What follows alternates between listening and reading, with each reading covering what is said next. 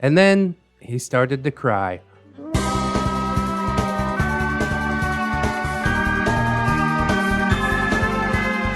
Hello friends and welcome back to ReddX, your source for the freshest daily Reddit content anywhere on the internet. Promise. Swearsies, it's just a fact, it's probably science or something. Just go look it up. I took yesterday off because I'm still working a regular jobby job, but I'm getting back in it today with a fantastic saga known as Hipsterbeard from r/NeckbeardStories. These stories were posted by user AngryDM, and they were requested by subscriber Albino Axolotl, so thank you so much for the fantastic suggestion. We got a lot of stories to get through. There's 5 parts to this, and they are beefy. This is somewhat my apology for missing out yesterday. So, with all of that said, let's not hesitate any longer and jump right into the Hipsterbeard saga. Hipsterbeard, the worst roommate I could ever dare imagine. This story is different than my other stories in that it's not about someone I've played tabletop RPGs with. Wow, I relate to this already. He was present during some sessions that took place in my house, as I will mention, but no, this is not a bad player story. This is a very bad roommate story.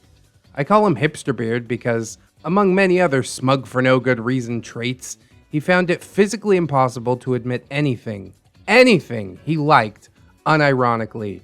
He'd sneer at people's taste in TV, movies, music, anything, whenever he shuffled by. He loved the word ironic. I only like that band ironically. They're so bad, they're good. Yeah, I feel that way about Animal Collective.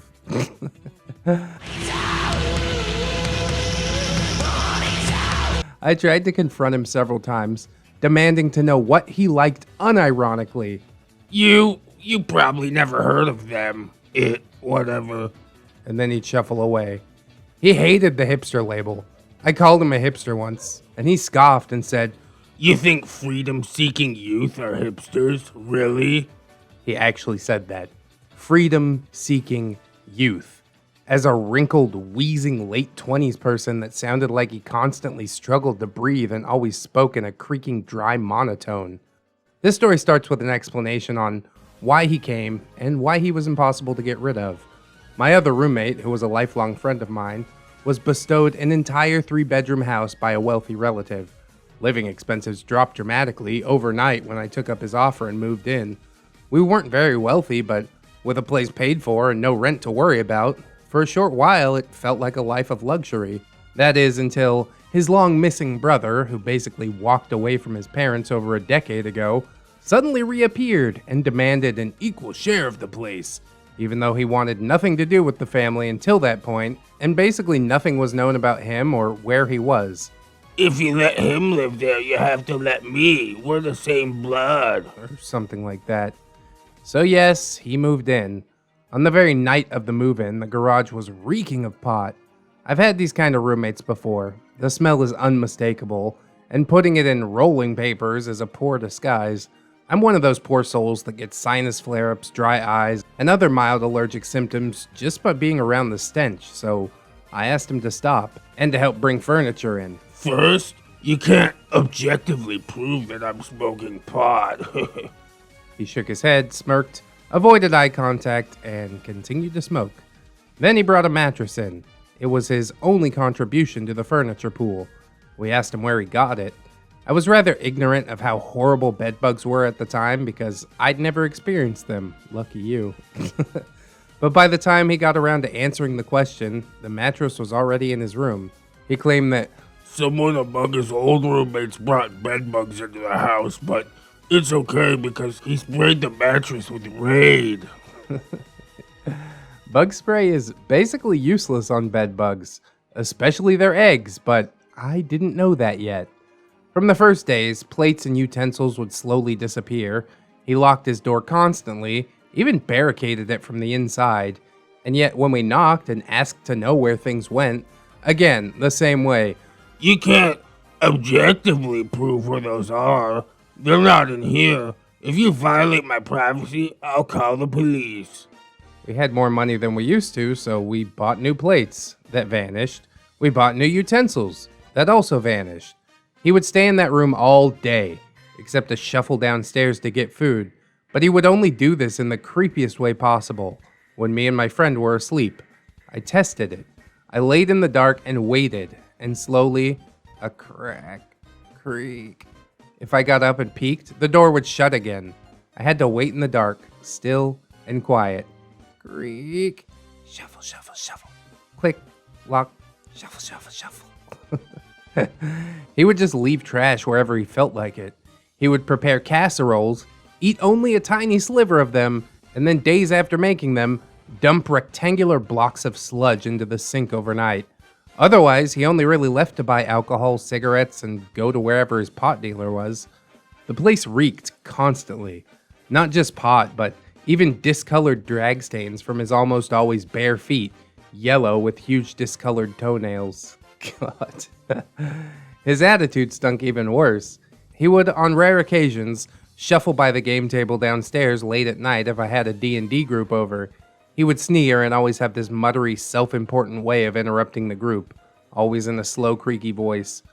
I'm sorry. I couldn't help noticing grown men playing pretend. Then, with a sickly smirk, shuffling off to do whatever it is grown men do. Smoke pot and watch porn, I guess. On another occasion, me and my group were discussing Star Wars as an RPG setting, and he creaked an interruption. I'm sorry, but aliens? You guys actually believe in aliens? They don't exist. It's superstition. Sickly laugh and wheeze as he shuffles away. I called him Hipsterbeard because the longer I lived there, the thicker and woollier his lumber-sexual bird nest became on his face. There were always discolored bits of stuff in it. His hands almost always trembled, and though he was years younger than me, he had the vigor of a rest home resident. Even his swift attempts to hurry up the stairs back to his room were wheezing shuffles. But as he often told me, you can't objectively prove that smoking causes cancer or affects the body at all. How many cigarettes? How many exactly? Logic is not on your side. Wheeze, sneer, shuffle away. Bro, you're in denial. I smoke and I know that shit's horrible for you. Just be real with yourself. Dang. Then the bed bugs came. Hooray. For weeks I thought I was just getting rashes. Some kind of unknown autoimmune disease. But then one night I rubbed under my arm and caught something so fat with blood it audibly made a click crunch as the stolen blood burst from my pinching motion. I took the specimen to the doctor to confirm it. Bed bugs. The next few months were a sleep-deprived war with them. I placed coffee cans under both mine and my friends' beds, under all the legs, and filled the coffee cans with diatomaceous earth. Never used the pool-grade stuff, though. That stuff dangerous to breathe. Diatomaceous earth kills anything. I had cockroaches once. It got rid of the cockroaches. And those are Philippine cockroaches. They're big old mothers. It basically slices open the exoskeleton. Shit works for realsy reals. But I digress. I applied thick layers of tape over any unused power outlets, every crack and seam that I could find. I put trap lines under the doorways. They were slowed down, but I got into the habit of staring at my feet a lot. My bed was safe, but sitting or standing anywhere in the house, every few hours, I'd see a tiny little wiggling bit of motion, catch the thing, pinch it and crush it, and get angrier and angrier. You can't objectively prove where you're coming from. You're not coming in my room. I have my rights, and I'll call the police if you violate my rights. One day when he was out of the house on a seemingly once-a-year go-get-high and drunk at somebody else's house occasion, me and my friend had it. The door was locked, but we forced it open with a few stiff shoves. The inside was unimaginable to those who had not seen it. I visited r/neckbeard nests, but just about nothing else compares. It was unlit in there, but with thick curtains over the windows. The computer was still on, no screensaver, just glaring out at us. It was on Reddit r/atheism. Not sure how much that matters, but I do remember that detail. I also noticed round dots moving around on the glow of the screen. Then my friend brought in a light. Bed bugs. Everywhere. On everything. Ugh. Oh god. I cringed so hard. Including our feet to the calves. Latching onto everything. I do not exaggerate when I say that each square foot of every surface of that room had several dozen wiggling, hungry, missing Hipsterbeard's meals, blood-sucking parasites all over it. God. We found a huge stack of our missing plates and utensils, but with so much rotten food fusing it all together that we left it. And of course, we confronted him about this. None of what you saw objectively matters. You violated my rights. I'm calling the police. We had enough. We said he's welcome to call. Go ahead. That they'd get a kick out of the pot stink everywhere in there, and they'd make their quota for drug busts. And then he started to cry. He's the bitch. And my friend demanded that I leave him alone. We had to abandon that house. We left everything behind, even clothes. We changed into new things in open downstairs plastic wrap and spent thousands of dollars moving out into an apartment with everything new, finally escaping the bedbugs. To this day, I'm still mad when I think of Hipsterbeard and the way he took away a home. Though I can't objectively prove that. I decided to look him up on Facebook, and his profile had a pity-seeking thing in it about how his family abandoned him because of his atheism and his intelligence. He was just too euphoric. I was mad for days after that for some reason, and started to check the floors. No bugs. Ask anyone who's suffered a bedbug infestation. They are horrible creatures.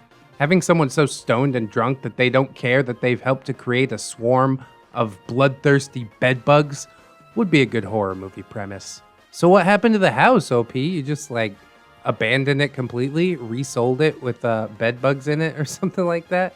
I don't know a whole lot about bedbugs, but can't you, leave for a year and starve them out or something like that?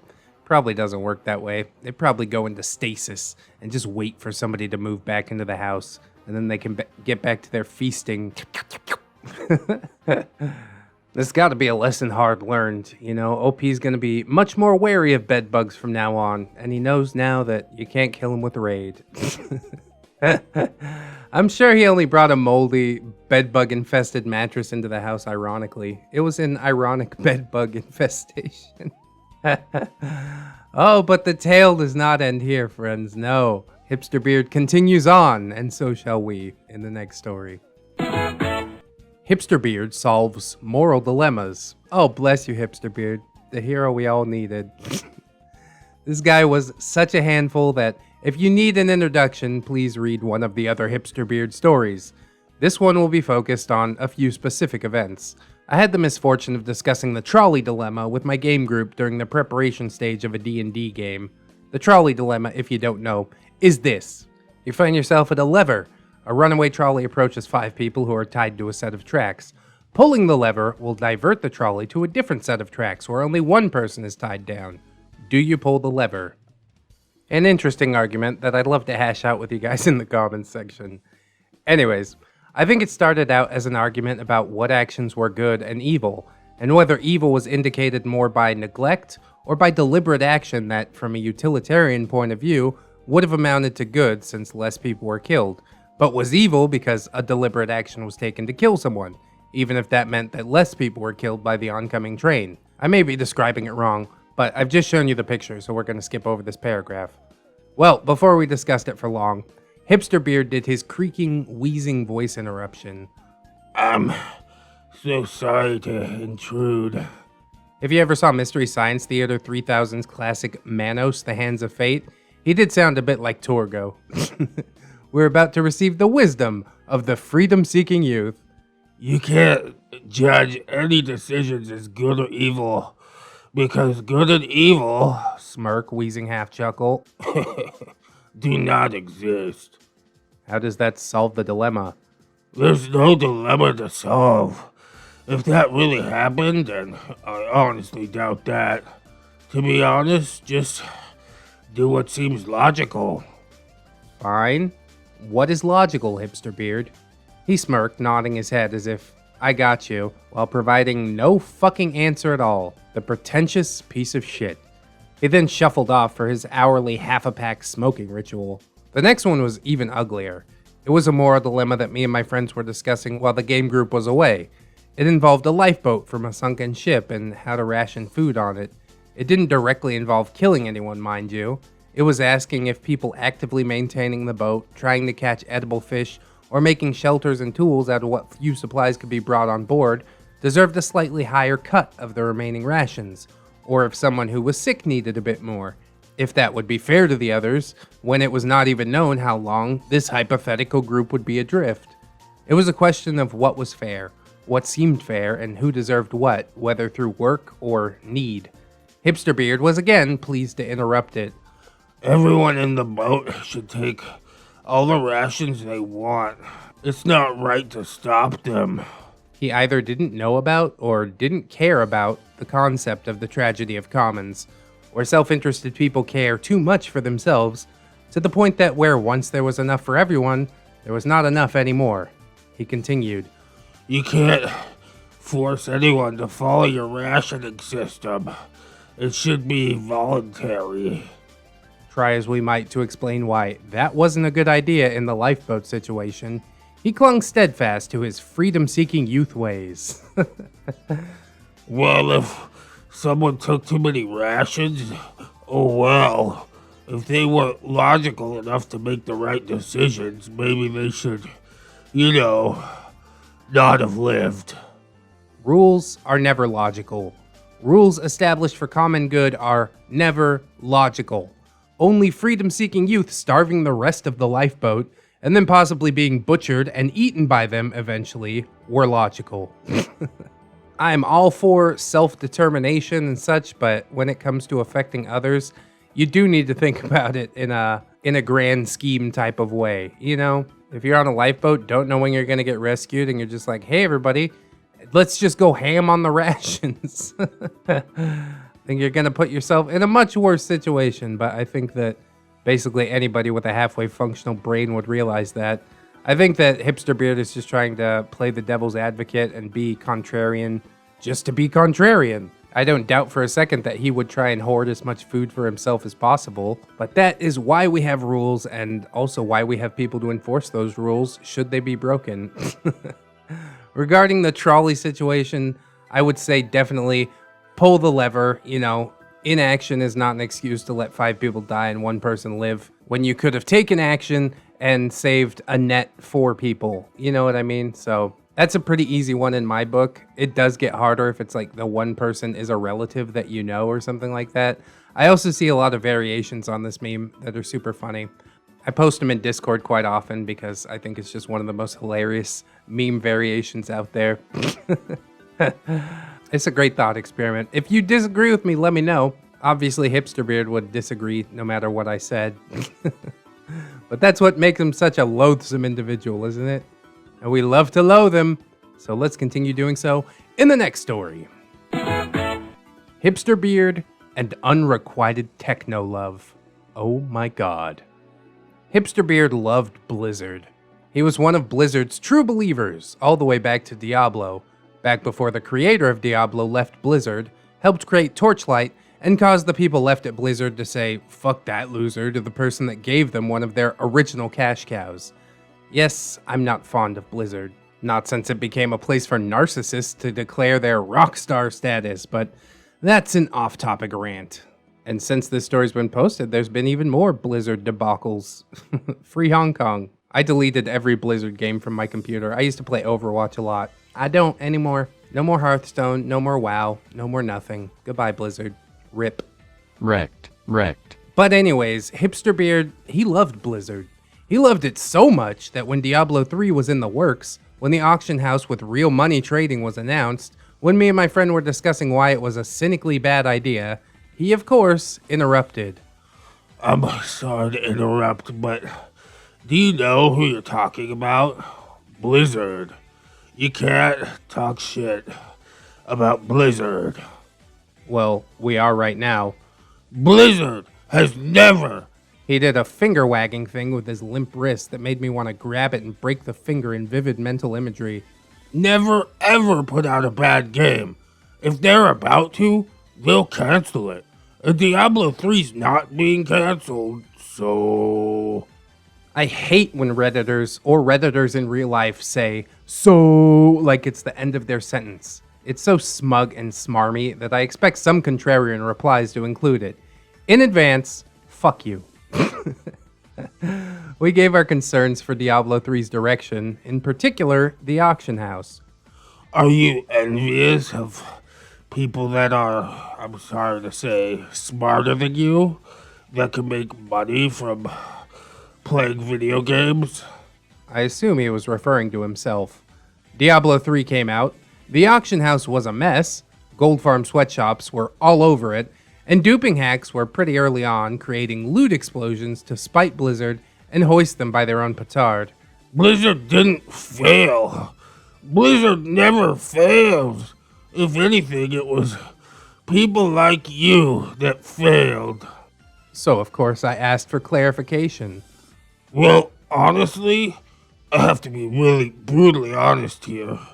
How much money do you have? And how much money does Blizzard have?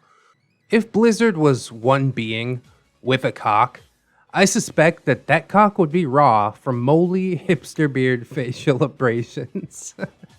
And if by chance your balls and wiener are rubbed raw by moldy facial hair, you probably get an infection, which this story kind of predicts the future because Blizzard has become a big infected ball sack. I mean, these stories were posted 5 years ago. Hipsters aren't really a big thing like they used to be, but this specific story has aged particularly well. Whereas I used to find Blizzard just like slightly reprehensible with their business practices, now I can't even touch them with a 10-foot pole. And part of me is sad because I did like them back in the day, as most people did, I'm sure. But just because you stood by something once doesn't mean that you have to stand by it forever, you know? I think that's the dumbest thing in the world, to just never change your position on anything. Because if that's the case, then you're not growing as a person, you're not evolving. And yes, Diablo 3 was quite a disaster, but luckily, Torchlight 3, that's so good. I bought it on my Switch recently, and it is primo. I'm still mostly stuck on Breath of the Wild and Super Mario Odyssey since I was like late to the Switch party, you know? But I'll always make some time for Torchlight 3. Dungeon crawling deliciousness. But anyway, yeah, fuck Blizzard. Let's get into the next story. Hipsterbeard and Ed Wood. Shut up about Ed Wood. I mentioned that Hipsterbeard refused to like things unless he could play the safety card of liking them ironically, or because it's so bad it's good. Well, Ed Wood was at the event horizon of this crushing black hole of hipster insincerity. Ed Wood was brought up more than anything else in the conversations he initiated. He didn't initiate conversations much, since he preferred to interrupt conversations already in progress to sneer his euphoric nihilistic wisdom into them. But when he did start conversations, typically to or from his many daily smoking trips, the only reason he ever left his room other than to use the bathroom or to get more alcohol or pot, Ed Wood was so often the subject that the very name was fingernails on a chalkboard to me. Ed Wood was at least as good as all modern filmmakers, except indie hipster productions that are so underground and authentic that I surely never heard of them. Ed Wood was an artist and didn't even know it. Ed Wood's life was an adventure, and everything he did was hilarious. Ed Wood made movies that were so bad, they're good. It could be the tagline for like every story that I read on this channel. They're all so bad, they're good. Out of spite, perhaps, I refused to sit through any Ed Wood movie. Of course, that made me close-minded. It made me judgmental.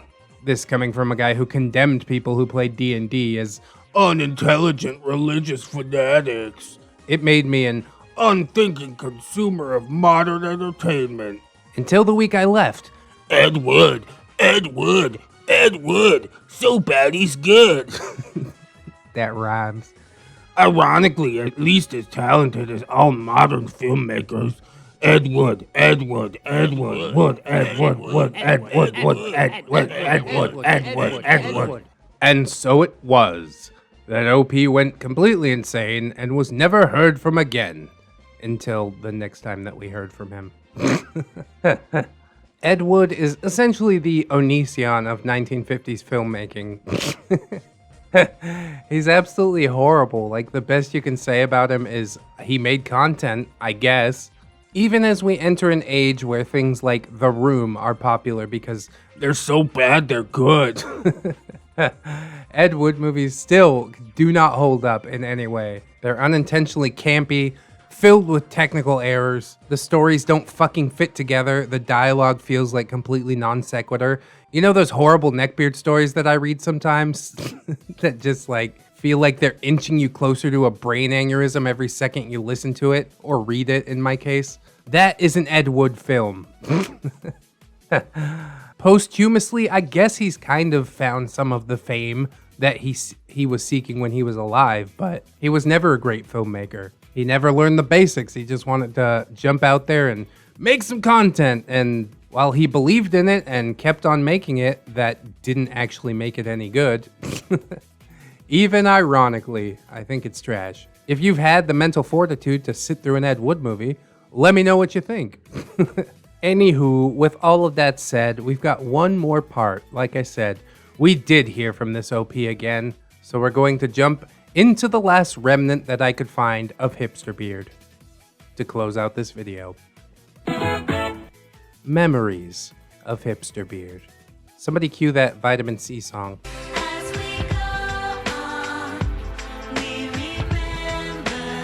That's the one. I felt inspired after I got a personal message on here with a link to a comparably horrible person to Hipsterbeard called Luke, with the story archived here. We'll have a look at that, I'm sure.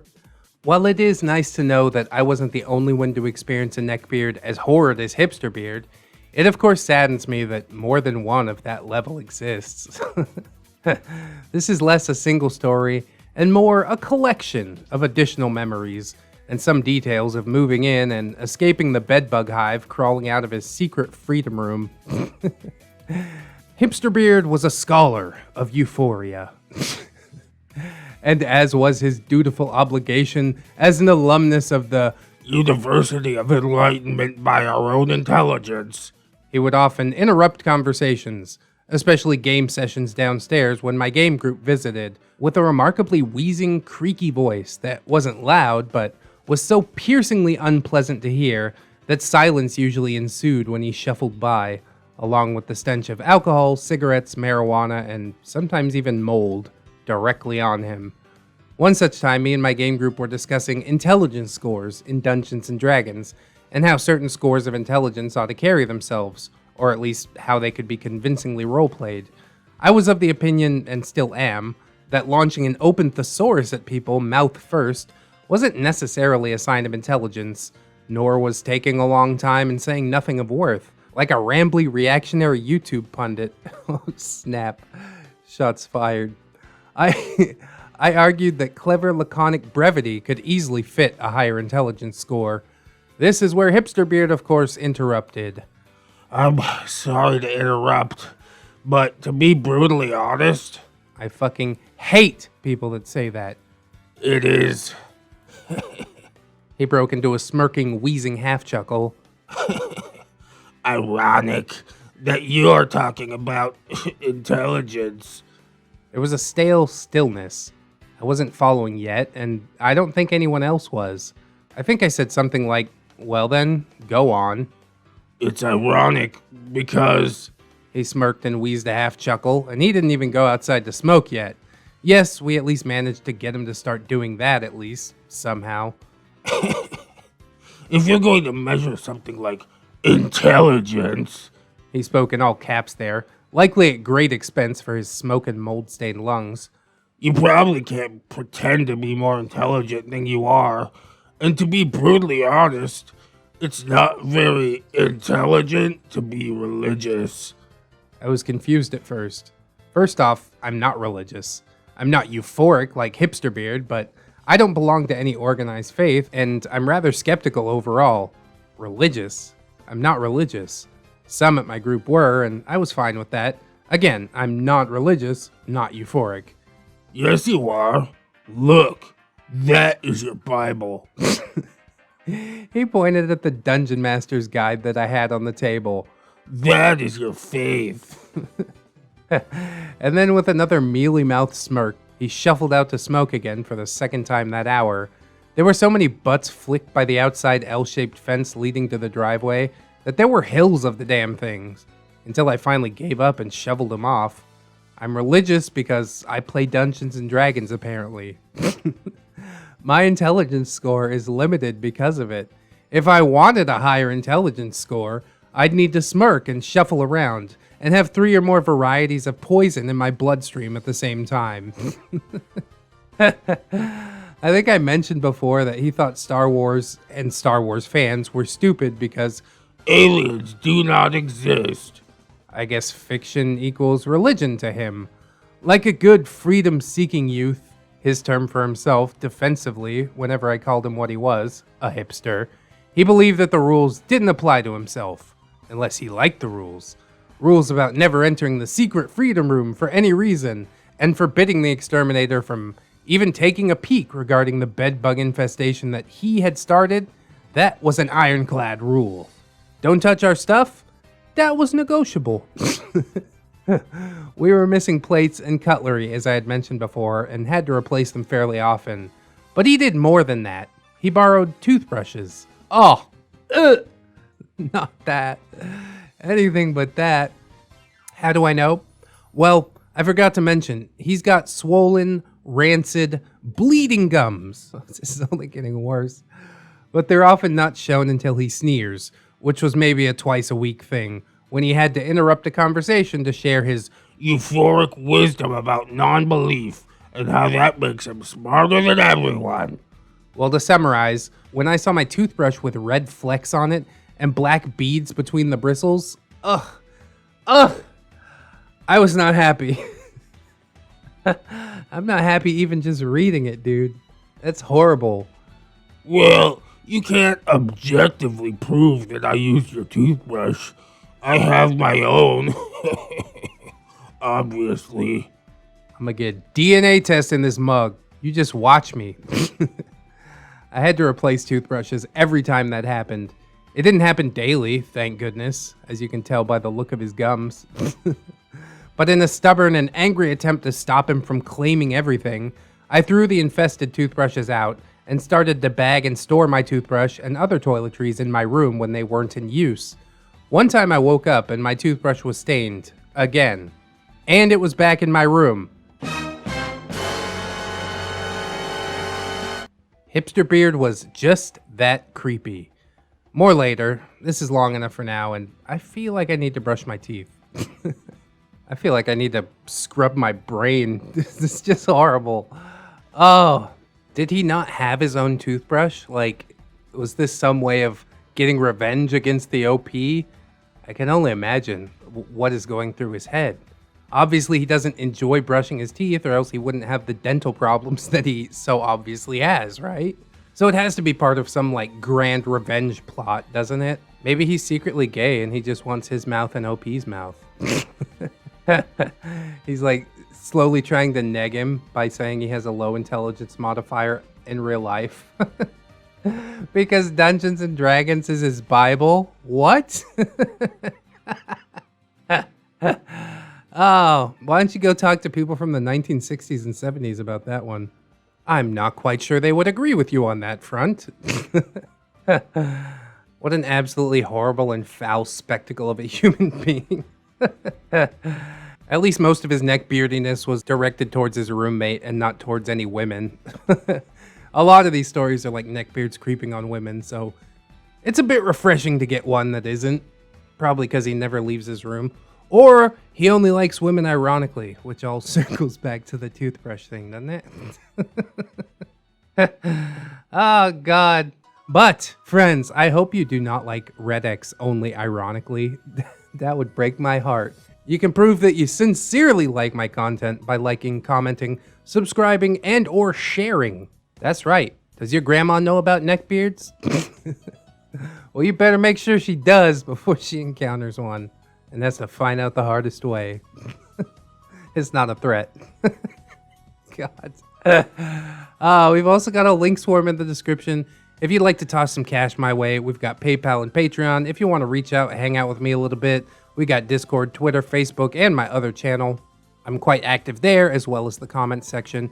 And of course, I would be remiss not to thank my beautiful, gorgeous, generous patrons.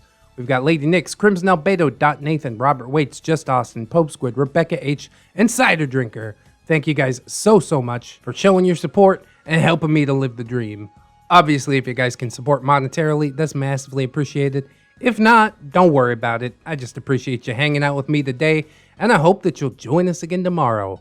In order to do so, please keep yourselves safe out there, both physically and mentally. Physically, by washing your hands as much as needed, and mentally by taking some time out to do something that you personally enjoy today.